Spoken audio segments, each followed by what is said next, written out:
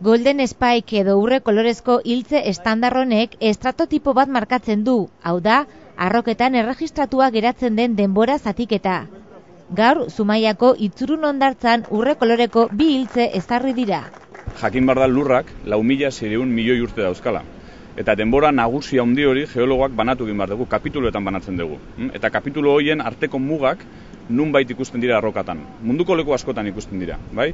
Baina badago internazionalki komisio bat, izena duela International Commission on Stratigraphy, eta honek egiten duena da aukeratu guztietatik bat erreferentzia bezala. Hortaz, esan dezakegu, hemen gaur ikusten den muga hau, konkretuki estratu konkretu bat, kasu honetan 58 milioi urte dauzkana, hori dela, kasu honetan, Zelandiar eta Tanetiar arteko muga, eta mundu mailan erreferentzia dela. Mundu mailan ohore handiko zientzilari eta geologoak izan dira ekitaldi honetan.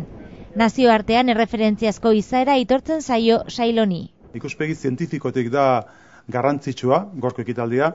Hain zuzen ere, 2 nazioarteko erakunde geologikok ematen dutelako, jartzen dutelako marka hau, ez, eta egiten dutelako gaur urrezko hiltze hauen ezartze hori horri babesa eman, ez? Duela 3 urte proposatu ziren Zumaiako itsaslabarretan paleozenoko mugen 2 estratotipo. Izendapen hauek Deba Zumaia itsasertzeko biotopoaren nazioarteko interesa eta garrantzia asko indartzen dute.